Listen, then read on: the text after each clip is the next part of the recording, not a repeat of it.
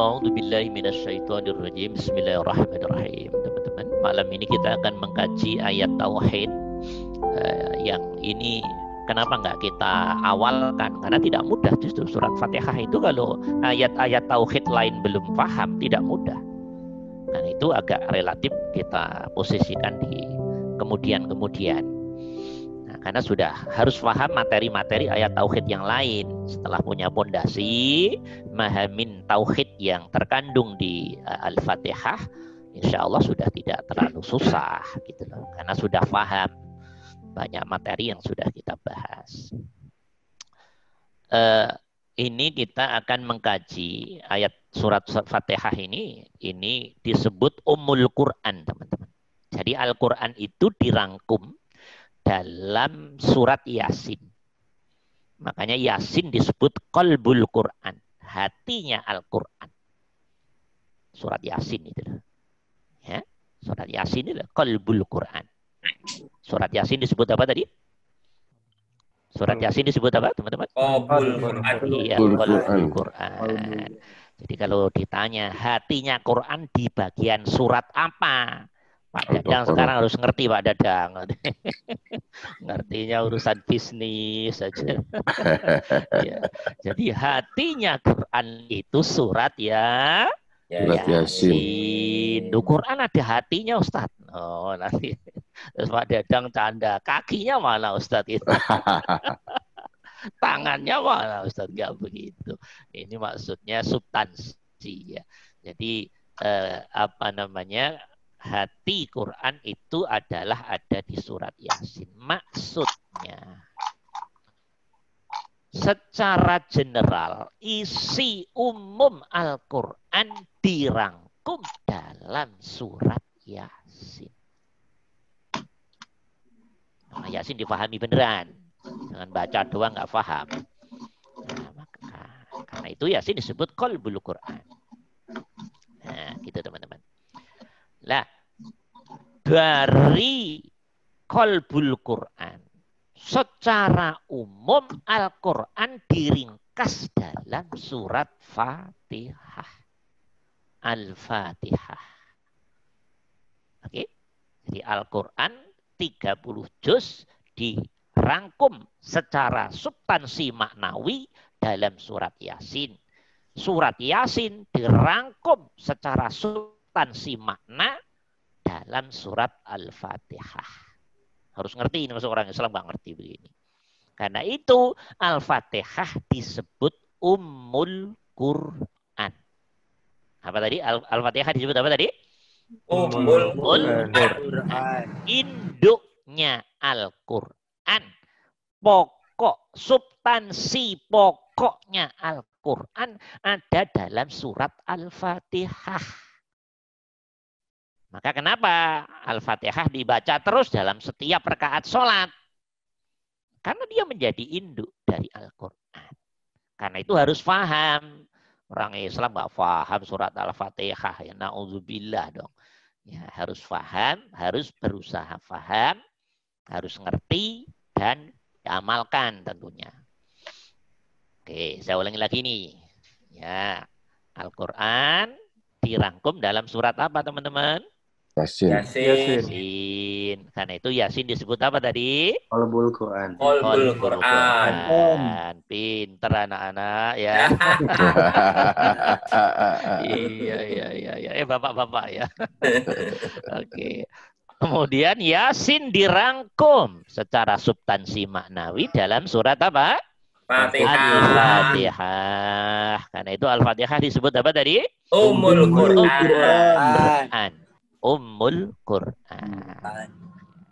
Nanti kalau ada orang perintah, Dadang, tolong baca Ummul Quran ya. Loh, apa Ummul Quran? Berarti Pak Dadang ketahuan aslinya. Ya. Nyemak. Iya. Nanti kapan-kapan kita tes ya. Jadi Ummul Quran itu surat Al-Fatihah.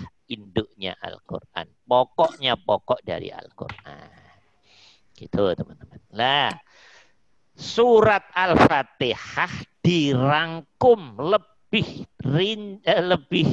sederhana dalam Bismillahirrahmanirrahim. Harus ngerti ini, harus ngerti ini. Bismillahirrahmanirrahim. Gitu loh teman-teman, biar paham nih. Karena itu mohon maaf kalau teman-teman nanti baca kitab-kitab yang menyangkut asror, bismillah ini luar biasa rahasia-rahasianya.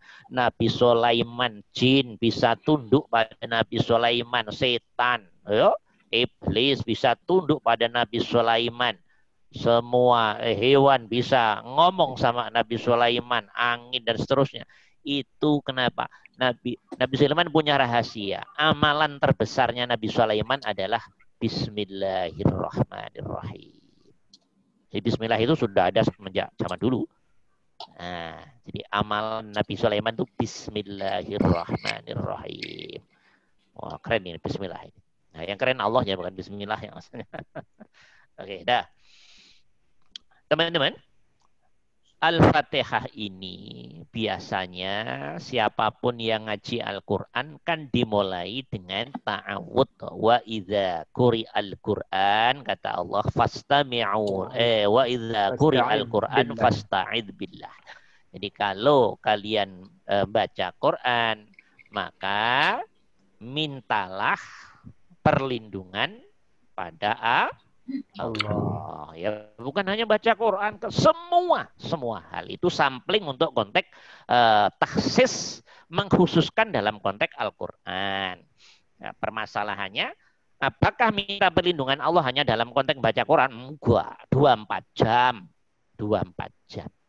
Hati harus duduk pada minta perlindungan pada Allah.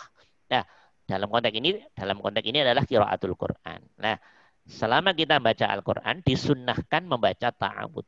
Ta'awud itu artinya minta perlindungan. Minta perlindungan. Nah, bunyinya ta'awud, teman-teman sudah hafal semuanya. Yang akan kita bahas ini adalah dari dimensi ilmu hakikat. Dari dimensi ilmu hakikat menuju ma'rifatnya. Bukan sekedar syariat. Kalau syariat udah pintar semua lah, teman-teman. Ya. A'udzu billahi minasyaitonir rajim. A'udzu itu kan fi'il mudhari' dah, teman-teman. Dari adza, ya'udzu, a'udzu. Begitu lihat di kamus, adza artinya minta perlindungan. A'udzu ini fi'il mudhari'. A'udzu. Aku, saya minta perlindungan. Aku, kita ini loh, yang baca ini loh, teman-teman, yang melafalkan ini loh, kita semua ini loh. Ya, yang mau baca Quran ini loh. Ya, atau dalam konteks amaliyah apapun ini loh, dalam konteks ini Al-Quran. A'udzu, aku, saya, ya Allah, minta perlindungan. Nah, minta perlindungan itu kepada siapa? Sudah dijawab sendiri oleh Allah. Billahi, pada Allah. Billahi, pada Allah. Begini, teman-teman. Kalau terjemah, teman-teman sudah tahu semua. Saya nggak bahas terjemah.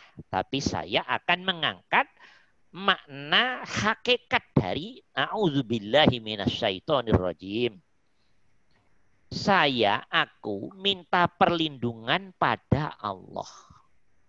Teman-teman, hubungannya dengan Allah, umat Islam terbagi menjadi dua.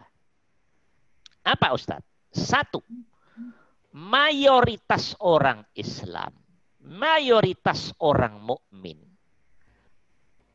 begitu didengar lafaz Allah, begitu membaca lafaz Allah, begitu melafalkan lafaz Allah, apa yang ada di pikirannya, di hatinya, Allah. Hanya Allah gitu saja. Sekarang teman-teman saya kasih tahu. Allah itu rak nama ta teman-teman. Allah itu rak nama ta. Namanya ismu dzat, namanya Allah. Allah itu punya nama. Banyaknya 99 nama. Walillahil asma'ul husna fat'u biha, kata Allah. Bagi Allah punya nama-nama yang agung, yang mulia. Sebutlah nama-nama itu. Berdoalah pada nama itu. Kembali ke awal.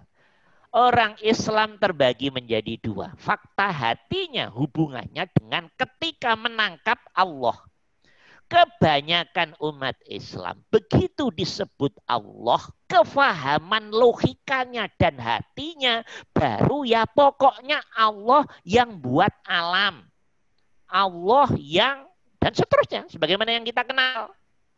Sebagaimana yang kita tahu. Jadi kenalnya Allah baru sampai nama. Ma'rifatul asma.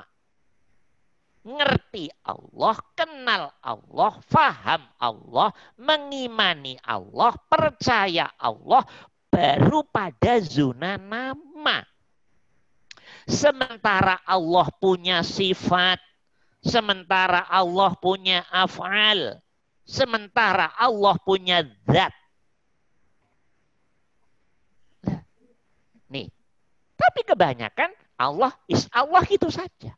Hatinya belum paham, pikirannya belum paham. Yang dimaksud nama Allah itu zatnya yang mana? Zatnya yang mana ini? Loh, kalau para ahli ma'rifah teman-teman, karena oleh Allah sudah diberi pengalaman spiritual hakul yakin, maka dia sudah diberitahu oleh Allah. Namaku Ar-Rahman, Ar-Rahim, Al-Wadud, Al-Ghafur, Al-Qahar, dan seterusnya. Tapi aku itu ini loh. Sebetulnya Quran sendiri juga sudah mengenalkan sebetulnya. Bahwa Allah itu sudah dijawab dalam surat ayat kursi itu. Huwa al-hayyu. Aku itu zat hidup. Zat hidup. Hidup. Ya, hidup itulah sejatinya, hakikatnya, zatiahnya Allah. Hidup teman-teman. Tahu nggak hidup? Hidup itu kayak apa? Bisa dibayangin tak hidup itu? Nggak bisa. Bila suara. Oke? Tidak ada gambaran. Tidak bisa diinterpretasikan. Tidak bisa dibayangkan. Nggak wujud kayak wujudnya makhluk. Itu yang dimaksud laisa kamislihi syai'un wa huwas sami'ul basir. Dalam surat ayat kursi, huwa al-hayyu. Allah itu adalah al-hayyu. Hidup. Bahasa kita maha hidup. Bahasa lebih keren Indonesianya, sang maha hidup. Al-hayyu. Hidup. Hidup yang mana Ustadz? Hidup yang meliputi diri kita. Hidup yang meliputi miliaran manusia. Hidup yang meliputi miliaran binatang. Hidup yang meliputi miliaran tumbuhan. Hidup yang meliputi miliaran jin, setan, iblis, malaikat. Hidup yang meliputi semua makhluknya tanpa terkecualikan.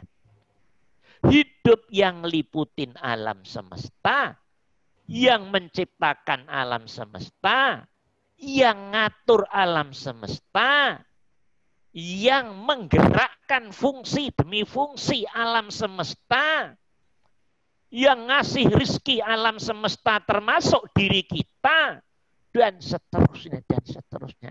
Itulah dia hidup.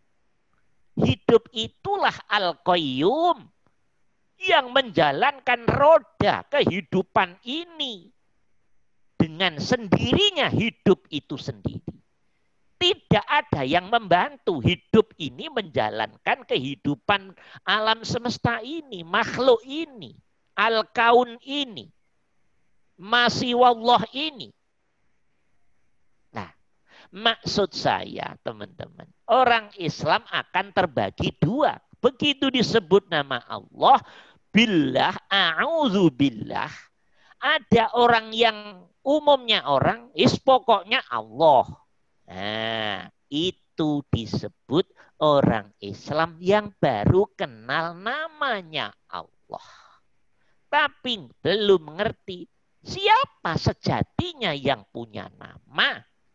Belum ngerti kayak apa sifatnya, belum ngerti kayak apa af'alnya. Mayoritas umat Islam duduk pada zona a'udzubillah ini, Allah dalam pikiran dan hatinya, yang penting Allah. Gitu lah. Beda dengan para ahli ma'rifat. Berbeda orang yang sudah sampai tingkat keihsanan total. Berbeda dengan orang yang sudah sampai ketemu Allah. Lika'u rabbih. Berbeda dengan orang yang sudah mampu melihat Allah. Anta'budallah ka'annaka tarah. Berbeda dengan orang yang sudah bisa menghadap pada Allah. Inni wajjahtu wajhiya lilladzi fatara samawati wal ard. Dan seterusnya. Berbeda. Teman-teman, kalau ahli ma'rifah, ahli ihsan, orang yang sudah wusul, orang yang sudah syuhud, begitu disebut Allah, begitu dengar Allah, begitu baca Allah, hatinya sudah ngerti yang dimaksud, yaitu zat hidup yang liputi alam semesta, termasuk yang liputin dirimu sendiri. Hati begitu disebut Allah, sudah ngerti harus bagaimana bersikap. Harus bagaimana hati merespon. Gitu loh. Teman-teman. Sama kayak saya. Umpamanya Pak Dadang. Dadang itu rak nama ta. Begitu disebut Dadang, hati saya langsung tek. Oh, Dadang yang itu ta. Nah itu kalau Dadang. Dalam konteks Allah, begitu disebut Allah, tek, hatimu udah ngerti alamatnya. Wujud zatnya. Tapi hanya lewat rasa di dalam alam hatimu. Rasa yang didukung dengan kesadaran logikamu. Dengan hubungannya dengan hatimu. Oh, a'udzubillah. Sehingga begitu menyebut a'udzubillah, aku minta perlindungan pada Allah. Hatimu, pikiranmu langsung nuju pada zat hidup yang liputi alam semesta ini. Zat hidup yang liputin dirimu. Zat hidup yang tidak ada satu benda pun di alam semesta yang tidak diliputin oleh zat hidup itu. Hatimu sudah nggak buta, teman-teman. Itu bedanya orang yang sudah sampai Allah dengan yang belum. Tapi kebanyakan umat Islam masih masuk zona Allah, yang penting Allah. Begitu. Nah, teman-teman terserah, itu terserah. Tergantung teman-teman toh. Itu kan tergantung ilmu ya, tergantung spiritualnya ya iya. Ya kalau menurut saya pesan saya jangan di situ terus. Bismillah Allah Allah melulu. Allah yang mana? Nama Allah itu nama. Ar-Rahman Ar-Rahim Al-Wadud Al-Ghafur Al-Qahar Al-Jabbar itu nama. Yang punya nama mana? Nah, coba ayo dari sekarang. Niru-niru para ahli makrifat, walaupun mungkin belum diberi kemakrifatan oleh Allah. Nanti begitu diberi, oh ya ternyata benar ya. Loh, gitu loh. Hati kita, ayo didudukkan. Pikiran kita, ayo didudukkan. Bahwa begitu disebut namanya Allah, 99 Asmaul Husna, hati dan pikiran kita langsung duduk di rasa dan kesadaran. Langsung menangkap. Langsung tanggap, langsung ngerti, langsung connect, langsung hudur, hadir ke zat hidup yang liputin diri sendiri dan semua ciptaannya. Semua alam semesta. Peliputan Allah pada semua alam semesta itu maknanya lahu mulkus samawati wal ardh. Bagi Allah adalah kekuasaan langit, bumi, dan seisinya. Maksudnya semua dikuasai Allah. Maksudnya semua diliputi Allah. Maksudnya semua diatur Allah. Maksudnya semua dimanage Allah. Maksudnya semua diberi rizki oleh Allah. Allah. Maksudnya semua di bawah manajerial Allah. Lanjutin sendiri.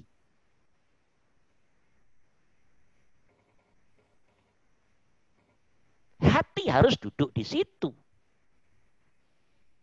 Ini makna a'udzubillah. Jadi begitu lidah kita, bibir kita, mulut kita, atau mungkin mulut dohirnya diem, hatimu a'udzubillah. Begitu billah Allah, hati harus hadir kepada zatnya. Biar hatimu cepat ngerti Allah. Faham Allah, tahu Allah, kenal Allah. Gitu deh teman-teman. Faham ini insyaallah ya. Ayo dibiasakan walaupun umpamanya belum makrifat. Makrifat dalam pengertian pengalaman langsung yang hakul yakin. Kalau yang sudah hakul yakin mah iya memang hati sudah nanti didudukkan oleh Allah seperti itu. Tapi yang baru ngerti hanya faham Quran serampangan ya toh terjemah tafsir, tapi hati belum masuk ke zona hakul yakin. Biasanya hatinya masih buta. Allah yang mana yang kamu maksud itu? Karena Allah itu nama, dadang itu mana? Orangnya yang mana? Zatnya yang mana? Nah, itu kalau orang-orang yang sudah sampai Allah. Tuhannya orang ahli makrifah, karena udah makrifah. Ya al-hayyu al-qayyum. Zat hidup, maha hidup. Zat hidup, maha hidup. Itu rak bahasa aja. Kalau dihilangin ya hidup, gitu saja. Hidup, zat hidup, sang maha hidup, al-hayyu. Bahasa doang toh. Intinya ya hidup. Hidup itulah hakikatnya Allah subhanahu wa ta'ala. Nah, maka begitu disebut nama-nama Allah, hati harus hudur di situ, tunduk di situ. Gitu loh. Maka teman-teman, orang yang sudah sampai Allah, mau ngelihat batu, tetap aja hatinya yang kelihatan Allahnya, bukan batunya. Mau ngelihat hewan apapun bentuknya, mau ngelihat tumbuhan apapun, mau ngelihat apapun, hatinya yang kelihatan. Rasa dan sadarnya ya Allahnya. Karena hatinya sudah sampai ke rasa sadar bahwa setiap makhluk diliputi zat hidup. Dikuasai zat hidup. Di bawah manajerial zat hidup.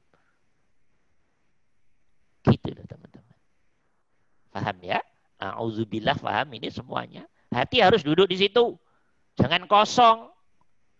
Kalau kosong tuh orang bingung namanya. Mulut ngomong tapi hati nggak ngerti.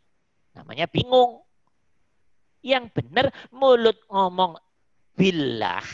Billah, a'udzu, aku minta perlindungan pada Allah. Begitu bilang Allah, hati hudur. Oh, zat hidup yang liputi alam semesta dan diriku sendiri. Hadirnya hati kita, rasa kita, pikiran kita, sistem lahir batin kita kepada alamat Al-Hayyu tadi, nuju pada Al-Hayyu tadi, itu berarti hati sudah mulai mengerti Allah. Walaupun belum makrifah. Belajar dulu dari sini. A'udzubillah. Nah, gitu. Berarti Allah itu ngeliputin semuanya, teman-teman. Itu rak salahnya dirimu sendiri membayangin dirimu di sini, Allah di sono, jauhnya Allah itu. Itu karena kotornya hati kita. Paham apa tidak ini? Paham apa tidak ini? Di dalam alam dunia ini, teman-teman. Sekarang kita tinggal nih. Di tempat di mana kita tinggal, di waktu dan tempat yang sama, ada alam jin di situ. Ada alam setan di situ. Ada alam malaikat di situ. Semua lapisan alam-alam ini dan makhluk yang ada di dalamnya, semua diliputi zat hidup, teman-teman. Semua dalam genggaman Allah. Dalam kekuasaan Allah. Dalam peliputan Allah. Dalam manajerialnya Allah, hati harus tembus ke situ. Hati harus sampai ke situ. Sebegitu hebatnya Allah kita. Sebegitu maha besarnya Allah kita. Sebegitu sempurnanya Tuhan kita. A'udzubillah. Aku minta perlindungan pada Allah. Zat hidup yang ngeliputin alam semesta ini. Yang liputin diriku. Ya. Ingat, kalau sudah masuk ke Allah, Allah itu tidak bisa digambarkan, dibayangkan. Tidak bisa. Diinterpretasikan, tidak bisa. Allah hanya bisa kita tangkap lewat rasa dan sadar kita. Rasa dan sadar itu namanya iman. Rasa dan sadar dalam hati kita itu namanya iman. Bisa dimengerti? Bisa dimengerti apa enggak? Jadi Allah hanya bisa ditangkap dengan mata hati, teman-teman. Allah hanya bisa ditangkap dengan telinga hati. Lewat bentuknya rasa dan sadar. Nah, rasa dan sadar hasilnya adalah iman. Bisa dimengerti ini? Begitu a'udzubillah. Awas, harus tahu. Mau kemana hatiku? Mau kemana nih pikiranku ini? Jangan blank. Begitu Allah blank. Berarti nggak kenal Allah. Nggak ngerti Allah. Nggak faham Allah. A'udzubillah. Aku minta perlindungan pada Allah. Kenapa? Ya karena alam semesta yang lindungin Allah, teman-teman. Alam semesta ini yang memanage Allah. Yang memanage manusia ya Allah. Yang memanage setan ya Allah. Yang memanage jin ya Allah. Yang memanage iblis ya Allah. Yang memanage hewan ya Allah. Yang memanage tumbuhan ya Allah. Yang memanage semua Allah. Ya sudah barang tentu harus minta perlindungan pada yang memanage semua itu tadi. Itulah dia zat hidup, al-hayyu, al-qayyum. Zat hidup yang liputin diri kita, ya zat hidup yang liputin setan. Paham apa tidak? Zat hidup yang liputin kita, ya zat hidup yang liputin iblis. Zat hidup yang liputin malaikat. Semua diliputi zat hidup. Maka pas kalau diri kita sebagai dimensi kemakhlukan, dimensi kehambaan, dimensi basyariah, dimensi insaniah, minta perlindungan pada satu-satunya zat yang ngeliputin alam semesta, yang memanage alam semesta, yang menguasai alam semesta. Satu manajerial, satu manajer, satu penguasa, satu penggerak, serba satu di situ. Karena serba satu, maka disebut Al-Qayyum. Semua dijalankan sendiri. Karena serba satu. Karena serba satu, dalam surat pendeknya yang teman-teman fahami, disebut Qul huwallahu ahad. Ahad itu satu, tunggal maksudnya. Di alam semesta itu dikendalikan oleh yang tunggal itu tadi. Yang hidup tadi. Hatimu harus duduk di situ, teman-teman. Biar cepat ngerti Allah, faham Allah. Jangan hanya lafaz saja. Nah, dah, paham ya? A'udzubillah. Dah. Minta perlindungan pada Allah tentang apa? Dalam konteks ini Allah ngajari minasyaiton. Dari setan. Nah, dah. Teman-teman kan tahu tuh ya. Setan itu simbol yang jelek-jelek tuh ya. Simbol yang nggak enak lah. Yang jelek-jelek itu simbolnya adalah setan. Nanti kalau yang enak-enak Yang baik-baik, hidayah-hidayah simbolnya malaikat. Ya memang oleh Allah dibuat demikian. Ya, setan teman-teman. Setan itu, teman-teman, ini luas sekali. Begitu disebut setan itu luas. Tapi setan yang paling dekat dengan diri kita, bahkan menjadi sistem dalam diri kita, adalah nafsu. Apa tadi? Setan yang paling dekat dengan diri kita apa teman-teman? Nafsu. Iya, biar paham, biar paham.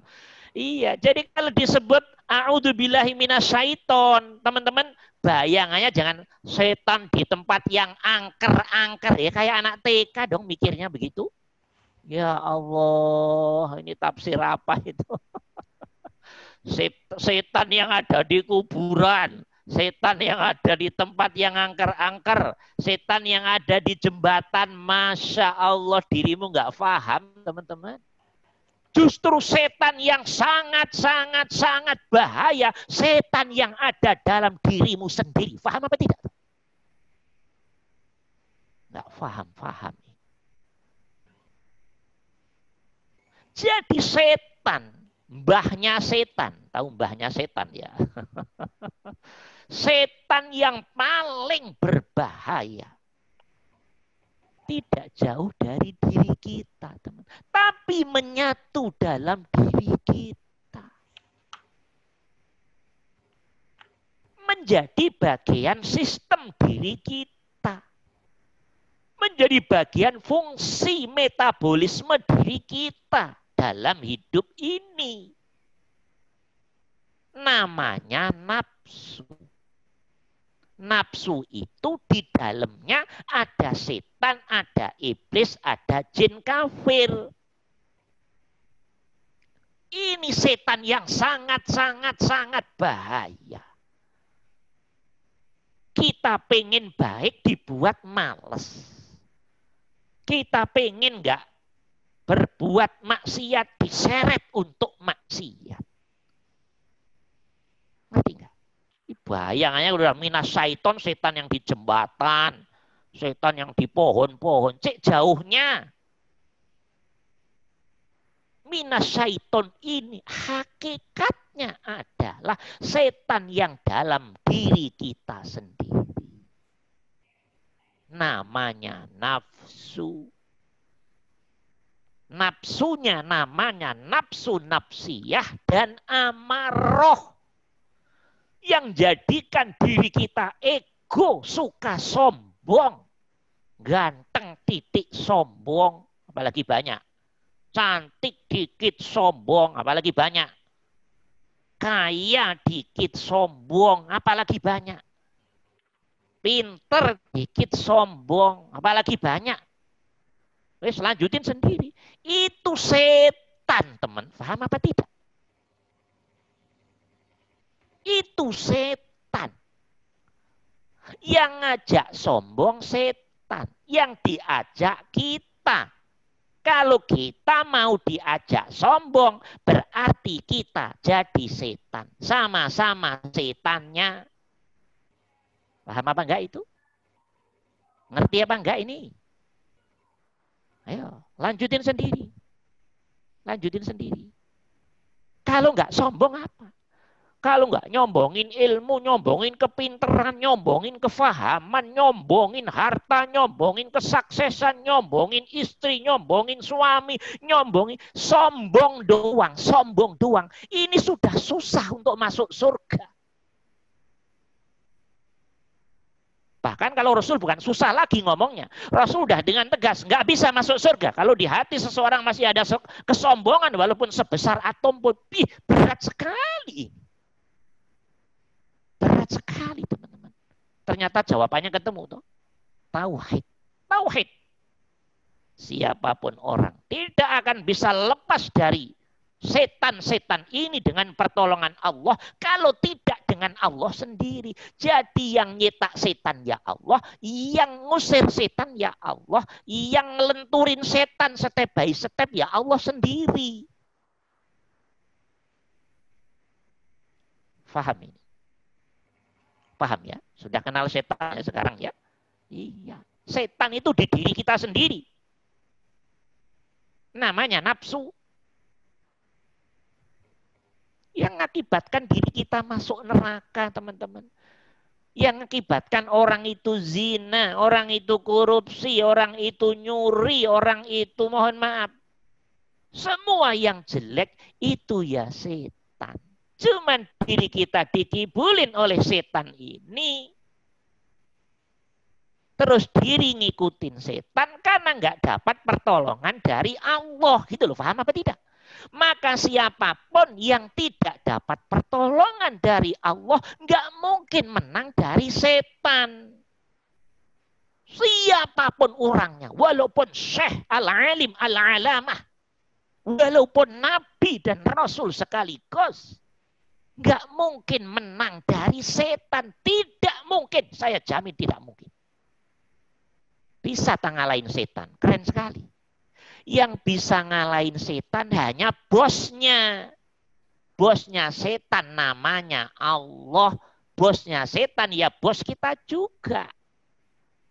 Maka kita harus minta perlindungan pada bosnya. Nggak bisa gunain kekuatan sendiri, wong. Dia barang halus kok. Dia barang abstrak yang menguasai sistem hati, tubuh, sistem pikiran, dan semua sistem yang ada dalam tubuh kita kok. Yang bisa ngalahin setan, yang bisa ngalahin iblis, yang bisa ngalahin jin kafir, yang tiga makhluk ini terkumulasi dalam sistem nafsu, yang bisa ngalahin hanya Allah doang. Yang bisa menjinakkan hanya Allah doang, teman-teman.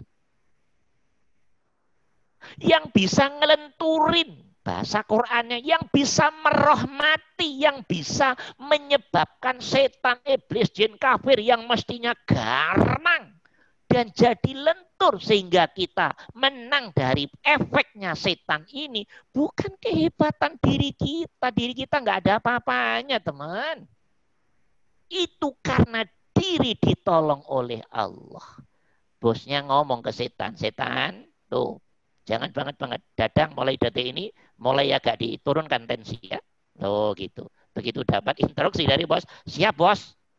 Maka yang asalnya males, malesnya agak berkurang. Kurangnya malesnya dirimu karena dirimu dapat hidayah dari Allah, taufik dari Allah, inayah dari Allah, rahmat fadlnya Allah. Cuma dirimu belum pintar hubungannya dengan Allah. Paham? Itu pertolongan Allah. Itu pertolongan Allah. Itu pertolongan Allah. Jadi mengerti? Karena musuhnya barang gaib semua yang meliputi diri kita. Dalam sistem diri kita. Setan gaib mana? Barang nggak bisa dilihat. Kalau bisa dilihat, langsung dipegang. Nggak kelihatan semua. Nyerangnya lewat hati semua. Nyerangnya lewat pikiran semua. Membuat bisikan-bisikan. Membuat dorongan-dorongan. Membuat target-target di dalam hati sana. Membuat rangsangan-rangsangan. Membuat dorongan-dorongan lewat hati sana. Ini barang gaib semua. Makhluknya nggak bisa kita lihat, tapi reaksinya, efeknya, gerakannya bisa kita rasakan di tubuh kita. Itulah setan. Itulah hakikatnya setan yang dimaksud dalam a'udzubillahi minasyaiton. Yang selama ini, mohon maaf, banyak difahami oleh ustadz-ustadz dan teman-teman, setan yang ada di kuburan, setan yang di pohon-pohon, setan yang di rumah kosong. Itu iya, itu bagian kecil. Itu bagian kecil. Tapi yang terpenting, a'udzubillah, adalah setan yang menguasai, yang bercokol, yang tinggal di zona tubuh kita. Gitu deh. Gaib loh itu, gaib loh. Nggak bisa kita menang dengan setan ini, nggak bisa. Nggak bisa. Yang bisa ngalahin setan ya bosnya setan. Yang bisa mengomando setan ya bosnya setan. Bosnya setan ya bos kita juga. Itulah dia zat hidup yang liputin setan dan zat hidup yang liputin diri kita. Itulah dia Tuhan kita. Itulah dia Allah. Hati kita, hatimu harus duduk di situ. Berarti zat hidup yang liputin diri kita ya zat hidup yang liputin setan. Berarti yang bisa nolong kita dari setan ya berarti zat hidup itu tadi. Hati harus duduk di situ. Maka begitu bilang a'udzubillahi minasyaiton, hatimu harus duduk di situ, teman-teman. Hatimu harus melihat zat hidup yang liputin diri kita sendiri. Zat hidup yang liputin setan itu sendiri. Tidak mungkin kita bisa berbuat baik tanpa ditolong oleh Allah. Kalau Allah nggak nolong teman-teman, kita nggak akan mungkin mau sholat. Nggak mungkin mau belajar agama. Nggak mungkin mau sodakoh dan seterusnya. Kok mau? Kok mau? Itu ada dua kemungkinan. Kok maunya beneran lurus ke Allah, itu pertolongan Allah. Kok maunya berbuat baik karena terpaksa, dipaksa, nggak enak, motif apapun di luar Allah, berarti itu setan yang menjerumuskan kita lewat atas nama tampilan dohir yang baik, tapi hatinya sejatinya keluar dari Allah. Nah, halus sekali setan itu. Saking profesionalnya, saking halusnya setan dengan reaksi-reaksinya, nafsu dengan reaksi-reaksinya, maka diajarin oleh Allah, kamu harus minta perlindungan pada aku. Baca ini loh, sejatinya bukan bacanya yang terpenting. Yang terpenting saat baca hati kita hudur kepada substansi makna a'udzubillah sampai hati kita tandes, tembus, hudur ke zat hidup itu sendiri. Nah, gitu lah teman. Paham ya? Sekarang udah tahu setan ya. Setan itu dekat sekali dengan kita. Jadi setan dekat dengan kita. Allah dekat dengan kita. Malaikat dekat dengan kita. Tidak ada yang jauh dari kita. Jauh itu rasa dirimu sendiri karena nggak paham. Nah, bisa dimengerti. Masya Allah. A'udzubillahi minasyaiton. Hati harus duduk di situ teman-teman. Nah, setan dalam pengertian yang luas, ya kayak pikiran yang berkembang di masyarakat. Setan yang tinggal di rumah-rumah, ya toh? Iya dong, setan juga punya alam. Ya, setan tinggal di rumah kita, tinggal di semua wilayah alam bumi ini juga. Cuman beda alam. Gitu loh. Ruangannya ya sama, bumi ini. Dia tinggal ya di rumah-rumah kita. Dia tinggal ya di halaman-halaman kita. Dia tinggal ya di pohon-pohon. Dia tinggal dimanapun. Bahkan kata hadis di air, di atas air, di bawah air. Tidak ada belahan dunia ini yang di situ tidak ada. Yang tidak ditinggali setan, jin. Saking populasinya sangat banyak sekali. Umurnya panjang, populasi banyak. Mungkin nggak KB mungkin kali ya mereka. Anaknya banyak-banyak kalau dalam hadis itu. Nah, gitu loh teman-teman. Itu setan dalam pengertian di luar diri kita. Itu iya juga. Tapi teman-teman, baik setan yang di dalam diri kita, setan yang di luar diri kita, dimanapun berada, ini adalah tunduk semua pada Allah. Tunduk. Maksudnya tunduk itu tasbih. Tidak mungkin setan jin iblis ini melakukan sesuatu di luar SOP-nya Allah. Tidak mungkin.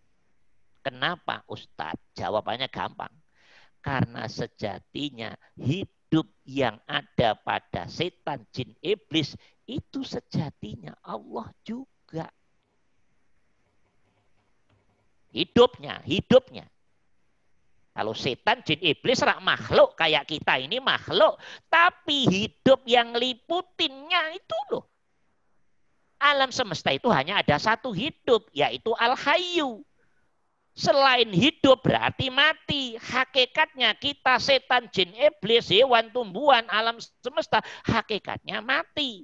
Kok alam semesta ini kelihatan hidup? Hidup itu bukan hidupnya alam semesta, tapi hidupnya hidup itu sendiri. Hati harus hudur di situ. Biar alam semesta kelihatan penguasanya satu, yaitu Allah. Qul huwallahu ahad.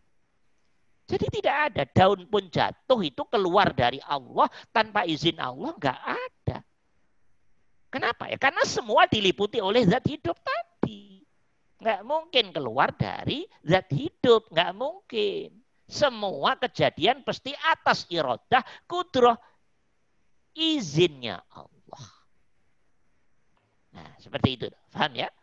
Nah, kok ada orang yang kerasukan, Ustadz? Sehingga kemudian dia jadi tidak terkontrol dirinya, bahkan kadang ada yang gila. Ada orang gila karena kemasukan jin, setan atau iblis, itu juga izinnya Allah. Emang nasibnya harus gila. Loh kok gitu Ustaz? Ya, memang harus ada yang gila. Lah kalau semua sehat nggak ada yang gila, kita nggak paham artinya gila. Kalau semua kaya, kita nggak paham artinya miskin. Sementara kehidupan adalah bahasanya Allah lewat irodah dan kudrohnya. Ya tetap harus ada yang gila, ada yang sehat, ada yang setengah gila. Biar kita paham, oh ternyata kalau Allah nolong begini. Kalau Allah nggak nolong, orang bisa begini. Begitu loh teman. Dan berarti setiap orang ada setannya. Loh, nggak usah nanya lagi. Setiap orang ada setan, iblis, jinnya Ustaz. Ya nggak usah nanya lagi, udah jelas kok. Nggak ada orang yang nggak ada setannya, itu nggak ada teman-teman. Masalahnya setannya gede-gede apa tidak? Maksudnya setannya dilenturkan oleh Allah apa tidak? Kalau dirahmati oleh Allah ya setannya jadi setan yang tunduk pada Allah. Sehingga orang yang walaupun ada setannya, tetap dia mutmainnah, setannya ngikutin irodah kudrohnya Allah. Diajak taat ya enak, karena setannya sudah ditundukkan oleh Allah. Namanya setan yang sudah dapat rahmat dari Allah. Nafsu yang sudah dapat rahmat dari Allah. Maka efek orang yang ditempati setan, yang setannya sudah dirahmati, orangnya jadi orang yang mutmainnah. Karena setannya sudah bisa diajak taat dalam dirinya. Nafsunya itu tadi dah. Ya, itu makna a'udzubillahi minasyaiton. Ya, paham ya insyaallah ya, teman-teman. Nah, oleh Allah setan ini diberi sifat ar-rajim. Ar-rajim. Ar-rajim itu apa sih ar-rajim? Ar-rajim itu artinya yang terkutuk. Teman-teman, jadi setan itu terkutuk Ustaz. Ya, dalam bahasa syariat setan itu terkutuk dalam bahasa syariat. Kenapa Allah menggunakan kata ar-rajim? Karena diri kita kalau nggak pakai syariat nggak akan paham. Loh, kan setan tugasnya teman-teman. Tugasnya kan ngajak yang jelek-jelek, gitu. Nah, ngajak yang jelek-jelek. Pokoknya semua yang jelek-jelek itu berarti ajakan setan. Jin iblis dalam sistem nafsu. Atau ngajak yang baik-baik. Tapi hatinya di dalamnya sombong, bangga, ria. Itu setan juga itu. Itu belum diterima oleh Allah itu. Tahajud dari jam 12 sampai subuh, hatinya sombong. Itu yang tahajud setan. Paham apa enggak? Diri yang dikuasai setan, gitu loh maksudnya. Paham apa enggak? Ya, walaupun tahajud jam 12 sampai subuh, jidatnya sampai hitam, enggak ngefek. Enggak ketemu Allah, ketemunya ya setan tadi, paham? Di hatinya itu loh. Pasti, ya sombong yang ada. Bangga, ria. Ngelihat diri sendiri. Hati-hati loh ini. Hati-hati loh teman-teman. Nah, dah kembali ke awal. Kenapa setan disebut oleh Allah ar-rajim, yang terkutuk? Karena Allah melihatnya dari kita, teman-teman. Loh, setan itu orang ngajak yang jelek-jelek. Semua yang jelek-jelek setan. Atau yang baik tapi tidak tulus pada Allah. Berarti tidak jelek juga. Walaupun dohirnya baik, hatinya nggak tulus. Itu sama, jelek juga. Maksiat juga di mata Allah. Sama dengan mohon maaf. Kayak mencuri, merampok. Sama di mata Allah. Karena hatinya sama-sama tidak taat pada Allah. Bahkan itu lebih berbahaya di mata Allah. Nah, gitu loh. Nah, karena itu dari sisi itulah setan diberi sifat oleh Allah ar-rajim, yang terkutuk. Dari sisi syariat. Tapi dari sisi hakikat, loh setan begitu kan memang yang nyuruh Allah. Setan ngajak yang jelek-jelek itu sebetulnya memang itu diizinkan oleh Allah. Terus logika nanya, lo kenapa kok Allah ngizinin? Nah, kalau Allah nggak ngizinin, diri kita nggak ada setan. Ya nggak mungkin kita jadi manusia. Karena syarat mutlak manusia, di dalamnya harus ada nafsu. Nafsu nggak cukup, harus ada akal. Gitu loh teman-teman. Nafsu akal nggak cukup. Salah satu sistem diri manusia dilengkapi dengan malaikat. Namanya untuk mewujudkan fa'alhamaha fujuraha wa taqwaha itu. Untuk mewujudkan ilham, maka diri manusia dilengkapi sistem malaikat. Untuk mewujudkan ekspresi fujuraha, fujur, maka harus ada setan jin iblis dalam sistem nafsu. Gitu loh teman-teman. Jadi teman-teman harus mampu melihat setan dari dua sisi. Berarti setan kalau dilihat secara syariat, dia terkutuk. Iya dong, ngajak yang jelek-jelek kok. Tapi tolong yang cerdas dikit. Kenapa setan ngajak yang jelek? Karena diizinkan oleh Allah. Bahasa agak kasarnya lagi, itu sendiri Allah yang pengen begitu. Kalau nggak begitu kita bukan jadi manusia namanya. Kalau dalam diri kita tidak ada setan, berarti kita namanya apa namanya? Karena syarat manusia harus ada nafsu. Dengan nafsu dia ingin mau makan, mau minum, pengen punya rumah, pengen lain jenis. Itu di situ efek kerja nafsu yang di dalamnya sistemnya ada setan, ada jin, ada iblis. Maka ada nafsu basyariah, nafsu hayawaniyah, nafsu sabu'iyah, nafsu. Itu bagian dari situ semuanya, teman-teman. Nah, gitu deh. Berarti kalau dilihat dari sisi syariat, rojim pasti. Tapi kalau dilihat dari sisi hakikat berangkatnya dari Allah, ya berarti setan taat pada Allah dong. Karena suruh menjadi sistem manusia yang jelek-jelek dan setan menjalankan sistem itu. Berarti itu bagian dari ketaatan. Ketaatan dalam konteks setan. Sama kayak dalam konteks pemain film, setan harus menjadi pemain antagonis. Kayak gitu aja loh sejatinya teman-teman. Lo film kok semuanya orangnya soleh, semua nggak menarik filmnya. Jadi harus ada pemain antagonisnya, harus ada yang jadi Fir'aunnya, harus ada yang jadi Musanya. Gitu loh teman-teman. Itu piranti dari Allah semuanya. Ya. Sekarang kalau teman-teman mau bandingin nih antara setan dengan manusia, lebih parah mana? Wong kalau dilihat dari dosanya, manusia lebih banyak dosanya daripada setan. Bukan saya membela setan, maksudnya kita berpikir yang realistis. Setan hanya sekali salah doang kok, sombong. Mentang-mentang setan iblis ini kurang lebih 10.000 tahun menjadi penasehatnya malaikat. Kemudian di hati muncul ketika Adam dibuat oleh Allah. Dia hanya ngerasa saya lebih baik dari Adam. Dalam hatinya ngomong begitu.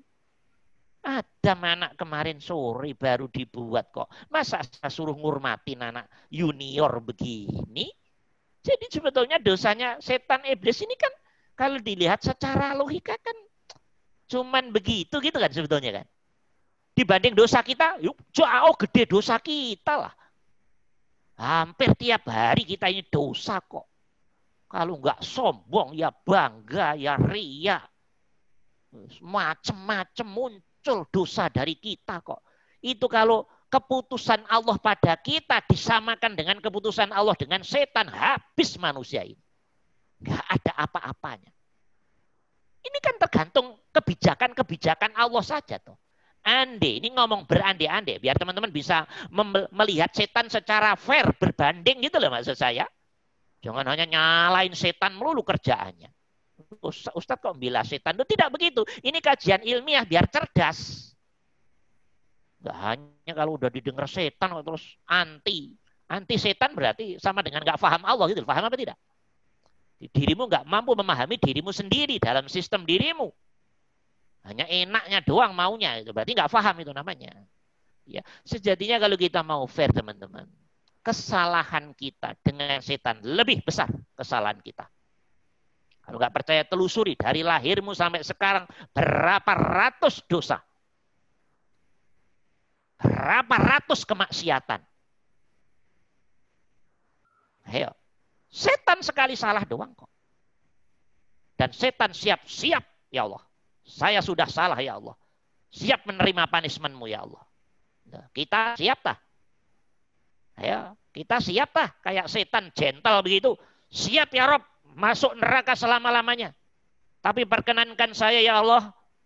Fabi'izzatika la'ughwiyannahum ajma'in, kata Allah. Perkenankan saya wahai Tuhanku untuk menggoda anak Adam sampai kiamat, untuk menjadi CS saya di neraka, kata Allah. Silakan, fadol, kata Allah. Loh. Terus Pak Dadang mikir, kok Allah ngizini ya setan begitu loh. Pak Dadang bingung, berarti gak cerdas. Ya. Jadi memang Allah harus ngizinin. Kalau nggak ngizinin, manusia nggak akan jadi manusia. Manusia tidak akan jadi manusia yang sempurna tanpa setan, jin, iblis dalam sistem nafsu di dirinya. Kalau produk malaikat, Allah sudah punya produk. Punya akal tapi nggak punya nafsu. Itu malaikat. Kalau kita akal diberi, nafsu diberi. Keren kita ini sebetulnya. Maka orang manusia yang nafsunya sudah bisa terkalahkan atas izin Allah, maka kan makom atau kedudukan manusia itu lebih tinggi daripada malaikat, teman-teman. Gitu loh sebetulnya. Maka orang yang sudah mutmainnatul qulub, malaikat hormat. Setan, jin, iblis hormat semuanya atas izin Allah. Karena walaupun manusia, kalau kemudian sudah nafsunya dirahmati dan tiap hari dia sambung rasa sadar ke Allahnya, berarti ya sudahlah. Setan ya hormat, malaikat hormat. Karena dia sudah dirahmati oleh Allah. Kata Allah, ini pilihan gue ini pilihan gue ini. Ini pilihan gue ini. Nah, gitu deh teman-teman. Bisa dimengerti ini ya? Ini makna a'udzu billahi minasyaitonir rajim. Jangan ini ya, jangan benci sama setan ya. Setan itu sistem dirimu, jangan kamu benci. Ya, Allah hanya nyuruh jangan kamu ikutin setan, biar dirimu paham secara syariat. Jadi kalau dalam hatimu ada bisikan ngajak jelek, maksud Allah, jangan kamu ikutin itu, bisikan-bisikan itu, dorongan-dorongan itu, rasa-rasa itu jangan kamu ikuti. Wala tattabi'u khutuwati syaitan. Setan yang dalam dirimu sendiri, paham apa tidak? Karena bisikan apapun dalam dirimu yang tidak lurus pada Allah, itu berarti setan. Jangan kamu ikuti kata Allah. Wala tattabi'u khutuwati syaitan. Kenapa? Fa innahu lakum aduwwum mubin. Karena setan sejatinya musuhmu. Maksudnya karena setan ngajaknya keluar dari Allah, sementara kita disuruh lurus pada Allah, berarti perbuatan setan ngajak nyeret kita keluar dari Allah. Bentuk itulah musuhmu. Harus kamu lawan. Maksudnya jangan kamu ikutin. Ikutilah fa'alhamaha wa taqwa. Ilham kebaikannya. Ilham kebaikan Allahnya yang kamu ikuti. Jadi sejatinya ayat demi ayat ini nyeritain semua sistem dalam diri kita sendiri. Cuma diri kita nggak paham-paham. Mengerti ini ya? Wah ini auzubillah ya udah panjang sekali. Jam berapa ini? Jam berapa ini Mas? Kembali ke ini Mas Ilham, ke layar ya.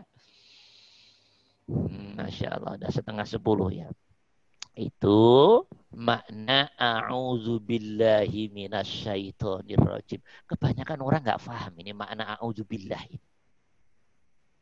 Ya toh? Nggak paham toh? Paham nggak ini? Ya, sekarang udah diberi paham oleh Allah. Alhamdulillah. Oh gitu ya Ustadz. Jadi kita minta perlindungan setan tuh sejatinya setan yang ada dalam diri sendiri. Iya. Setan, iblis, jin yang paling berbahaya. Ya setan, jin, iblis yang dalam sistem diri sendiri. Teman-teman. Kita nggak bisa melihat dia. Dia bisa melihat kita. Ayo. Kita hanya bisa merasakan efek-efeknya saja. Itu pun kalau hatinya tajam. Kalau hati nggak tajam, hati yang dablek sama aja. Nggak bisa bedain ini Allah, ini setan, jin, iblis. Nggak paham itu hati. Karena hatinya masih kotor. Hatinya masih jauh dari tauhid. Hatinya masih banyak egonya, banyak najisnya. Jadi ini setan apa Allah nggak? Belum kelihatan. Tapi nggak salah itu proses harus dilewati memang. Dah, hadza huwa makna, inilah dia makna a'udzubillahi minasyaitonirrajim ditinjau dari sisi makna hakikat. Jadi teman-teman nggak usah takut pada selain Allah, nggak usah. Semua di bawah kendali Allah. Maka lihatlah Allah yang liputin setan, yang liputin diri kita. Semua digenggam Allah, dicengkram Allah, dimanage oleh Allah. Tinggal kalau hatimu takutnya ke setan, ini akan terjadi beneran. Kalau dirimu alam bayang-bayang kita ini loh. Alam bayang-bayang kita di alam hati kita itu loh. Bener-bener takut sesuatu di luar Allah, ya pasti akan terjadi beneran. Karena setan ngerti ente keadaan hatimu begitu, berarti kesempatan gue untuk masuk, loh gitu loh, istilahnya begitu. Tapi kalau hati duduk tek di Allah bener, lewat rasa sadar tadi, setan nggak mungkin berbuat baik tanpa izin Allah. Dan seterusnya, hati duduk manis, berarti dirimu udah sampai Allah. Udah sampai Allah ya bayang-bayang begitu sudah nggak ada dong. Wong ketakutan, khawatir itu kan karena hati belum mapan.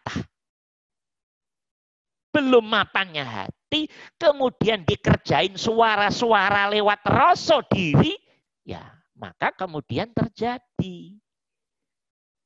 Gitu loh teman-teman. Kalau kemudian terjadi Ustadz, padahal saya nggak takut tuh sebetulnya, ya berarti Allah pengen memberi pengalaman spiritual pada kita.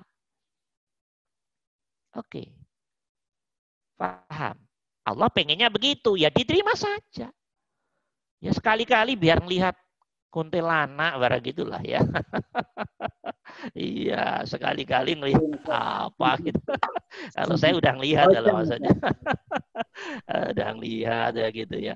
Sekali-kali biar ternyata di kanan kiri kita, di sekitar kita ternyata ada CS kita sesama hamba Allah.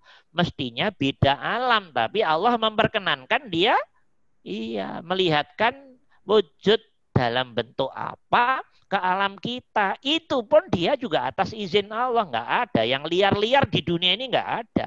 Karena semuanya harus mengikuti keinginan Allah. Sabbahalillahi ma fis samawati wa ma fil ard. Begitu teman-teman. Dan teman-teman, kalau Allah tidak nolong nih setan, jin, iblis, bukan hanya sistem nafsu, ada setan, jin, iblis yang di luar sistem nafsu, dia juga bisa masuk ke diri kita. Orangnya namanya majnun, kerasukan, kemasukan, kejinan, tahu nggak kejinan? Itu bukan setan, jin, iblis yang bersifat nafsu, bukan. Jin, setan, iblis yang di luar koridor nafsu masuk ke sistem diri kita. Maka suara orang yang dimasuki setan ini, setan iblis ini, jin ini, kalau yang mamanya yang dimasukin cewek, yang masukin cowok, suara cewek yang dimasukin jin, setan, iblis, cowok, pasti jadi suara cowok. Kenapa? Sistem kendali tubuh diambil alih oleh makhluk setan, jin, iblis yang di luar sistem nafsu yang masuk ke diri tadi. Ayo, coba. Pernah ngelihat orang kerasukan nggak ini? Kalau yang pernah ngelihat, berarti paham maksud saya ini. Iya.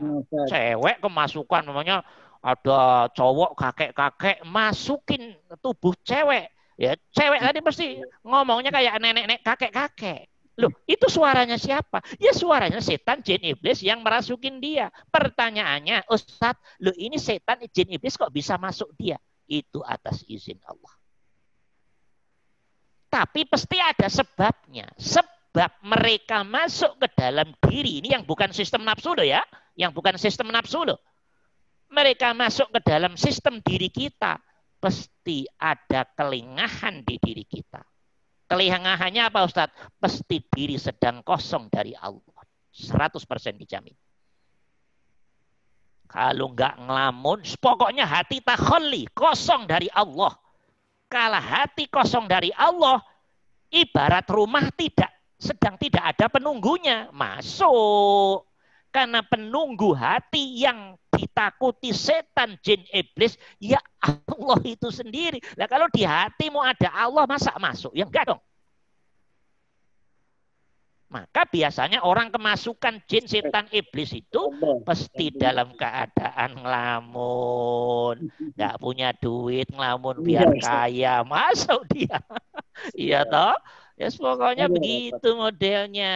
Sambil di kamar mandi ngelamun. Ente dah saya temanin aja deh. Habis diri, paham nggak? Makanya kalau di kamar mandi jangan ngelamun. Ya kamar mandi berzikir. Kamar mandi ngelamun.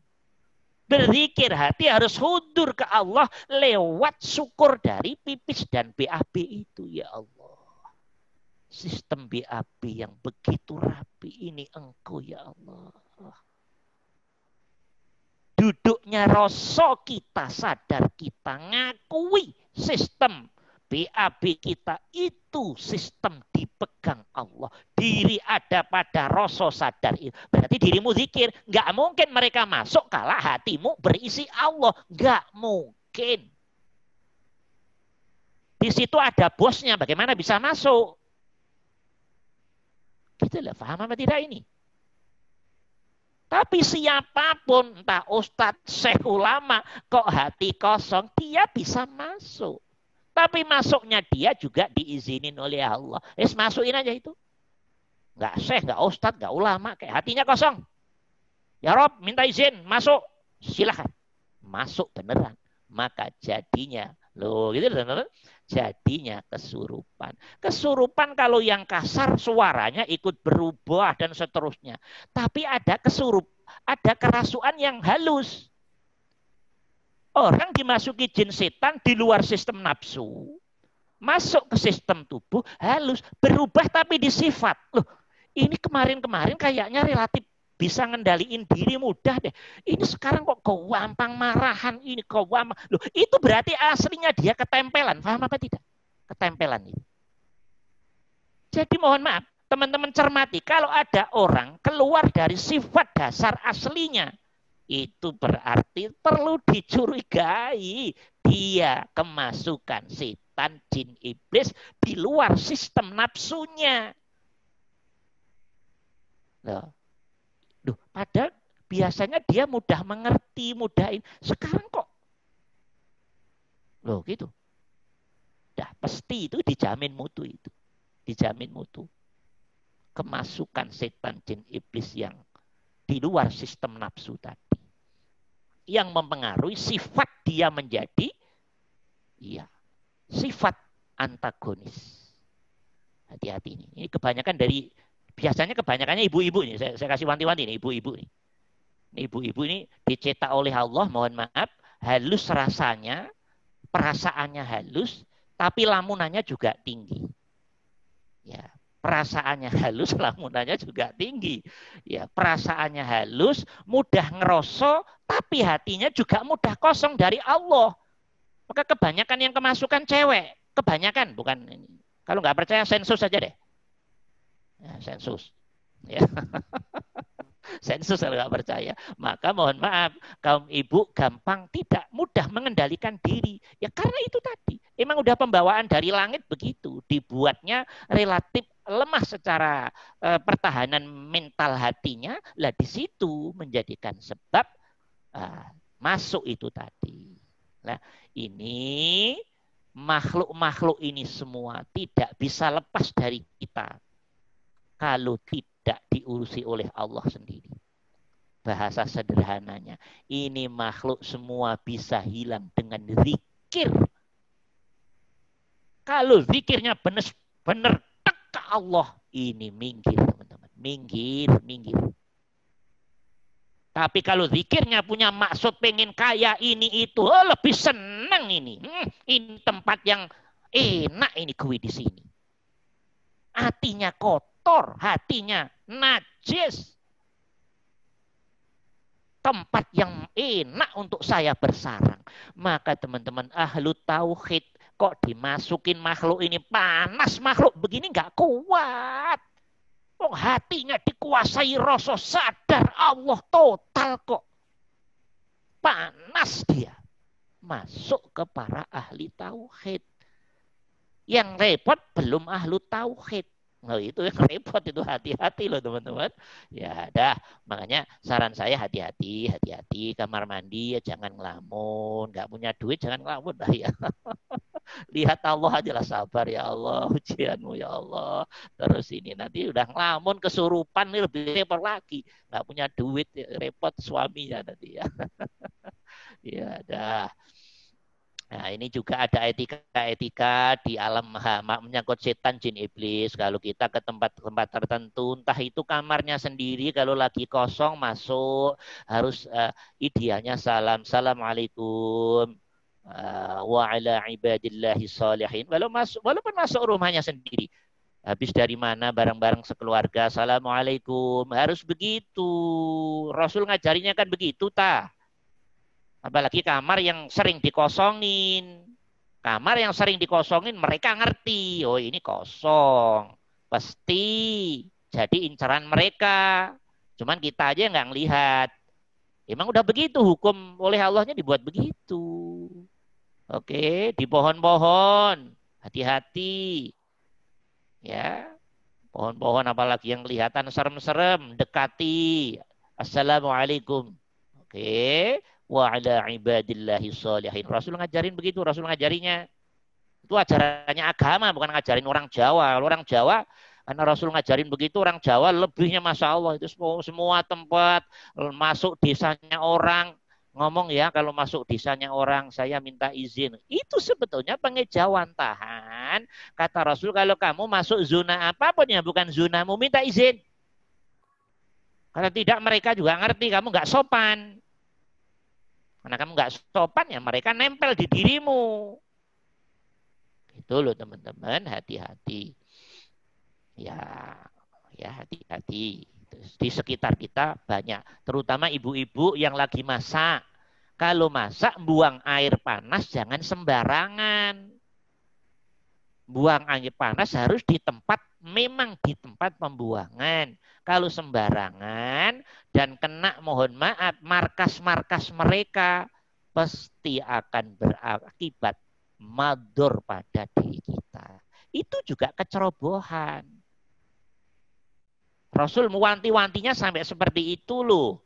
Jangan sampai ada lubang kamu pipisin. Di situ ada hamba Allah yang lain. Paling tidak ada semut.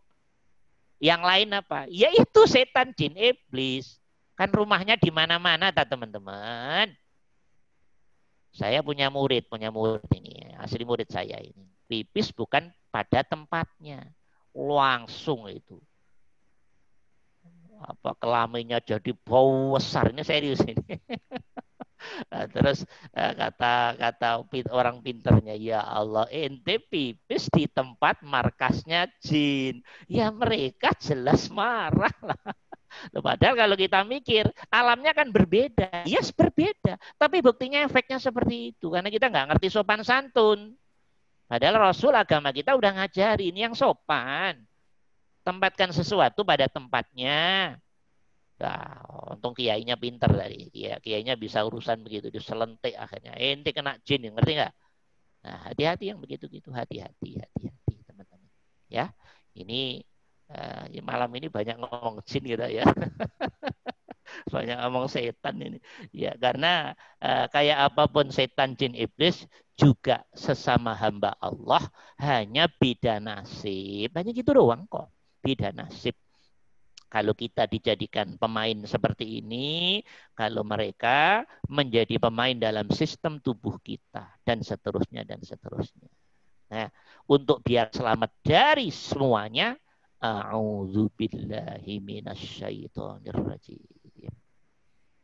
Nah, kalau ahli ma'rifat sudah ngerti teman-teman. Selama hatimu terus ada rasa Allah dan sadar, itu sudah berarti dirimu sudah berta'awud. Paham maksud saya? Secara hakikat. Kalau Pak Dadang enggak, mulutnya ta'awud, hatinya kemana-mana. Kalau orang-orang syariat kan begitu tak modelnya. Hatinya bibir si wasehnya naudzubillah ya. Wasehnya minta ampun, auzubillahi minasyaitonirrajim, tapi hatinya kosong. Paham nggak? Kebanyakan begitu tuh, kebanyakan. Kalau ahli ma'rifat tidak begitu. Mulutnya diam cep, hatinya ngerti. Hatinya ngerti. Faham. Sampai Allah. Nah, itu bedanya orang ngerti dan ngerti itu di situ. Dah. Oke, ada waktu sedikit, sisa dikit teman-teman. Ini baru menerangkan hakikat makna a'udzubillahi minasyaitonirrajim. Nanti kita pahami berikutnya bismillah dan al-fatihah. Kalau teman-teman sebagai orang Islam nggak paham makna hakikat bismillah dan fatihah, rugi teman-teman, rugi. Saya yakin sekarang sudah mampu memahami karena sudah banyak ayat tauhid yang kita kaji sehingga memahami Fatihah. Berat memahami Fatihah itu tidak mudah. Memahami untuk diamalkan Fatihah itu tidak mudah. Maka saya letakkan di agak akhir-akhir, maksudnya agak setelah banyak pelajarannya, karena harus sudah mendapat pemahaman ketauhidan yang mapan. Ya, oke, silahkan. Ada waktu berapa ini? 20 menit untuk tanya jawab. Kita persilahkan dari teman-teman.